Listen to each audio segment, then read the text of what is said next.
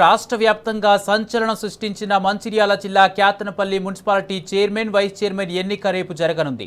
స్పష్టమైన మెజారిటీ లేకున్నా క్యాతనపల్లి మున్సిపాలిటీపై రాష్ట్ర ప్రభుత్వం చేస్తున్న కుట్రలకు రేపటితో తెరపడనుంది.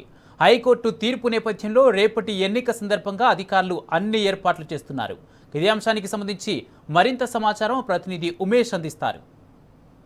రాష్ట్ర వ్యాప్తంగా సంచలనం కలిగించిన మంచిర్యాల జిల్లా క్యాతనపల్లి మున్సిపాలిటీకి సంబంధించి చైర్మన్ వైస్ చైర్మన్ ఎన్నికకు అధికారులు ఏర్పాటు చేశారు. రేపటి ఈ ఎన్నిక కోసం కూడా ఇప్పటికే జిల్లా అధికార యంత్రాంగం కూడా పూర్తి స్థాయిలో కూడా ఏర్పాటు చేస్తూ ఉన్నాయి. ప్రస్తుతం మనం క్యాతనపల్లి మున్సిపాలిటీ వద్ద ఉన్నాం. మనం చూడొచ్చు ఇక్కడ అధికారులు కూడా ఏదైతే రేపటి చైర్మన్ వైస్ చైర్మన్ ఎన్నిక కోసము ఓవైపు బారికేడ్లు కూడా ఏర్పాటు చేశారు. అయితే గతంలో రెండుసార్లు ఫిబ్రవరి 16, 17 నిర్వహించినప్పటి చైర్మన్ వైస్ చైర్మన్ ఎన్నికకు సంబంధించి ఎన్నికల ప్రవర్తన నియమాలని అధికారులు ఎక్కడ కూడా పాటించలేదు, నిబంధనలకు విరుద్ధంగా ఎన్నికకు సంబంధించి ఏర్పాట్లు చేశారన్న విమర్శల నేపథ్యంలో ఈసారి అధికారులు విమర్శలకు తావివ్వకుండా అన్ని ఏర్పాట్లు కూడా పూర్తి చేస్తున్నారు.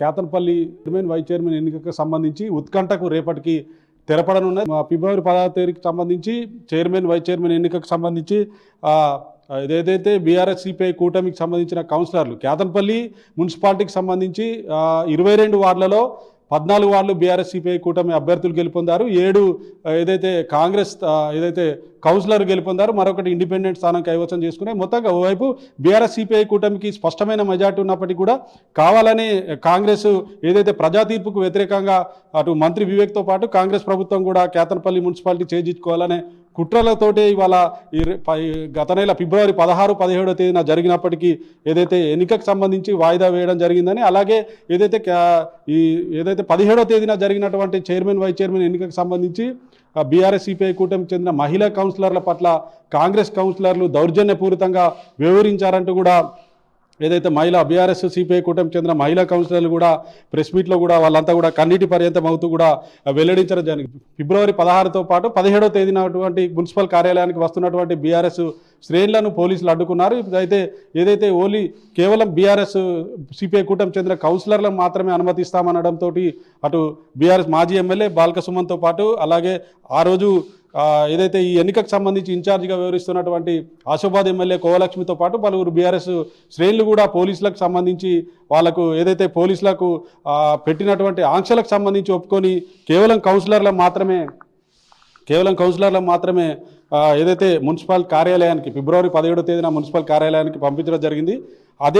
అదే దారి గుండా అయితే ఏదైతే నిబంధనలకు విరుద్ధంగా అమరావతి నుంచి మంత్రి వివేక్ కాన్వాయ్కి పోలీసులు అనుమతి ఇచ్చినప్పటికీ కూడా బీఆర్ఎస్ సిపిఐ కూటమి కౌన్సిలర్లు వచ్చిన దారి గుండానే మంత్రి వివేక్ కాన్వాయ్ తోటి రావడంతో అక్కడ ఏదైతే దాదాపు 50కి పైగా వాహనాలతోటి మంత్రి వివేక్ అలాగే ఎంపీ వంశీకృష్ణలు రావడంతో బీఆర్ఎస్ శ్రేణులు ఆ కాన్వాయ్ని అడ్డుకొని బీఆర్ఎస్ సంబంధించిన కాన్వాయ్ని పోలీసులు అడ్డుకొని కేవలం మంత్రికి సంబంధించిన కాన్వాయ్న 50 పైగా వాహనాలను ఎలా అనుమతిస్తారంటూ బీఆర్ఎస్ శ్రేణులు పోలీసులతో నాడు వాగ్వాదానికి దిగారు.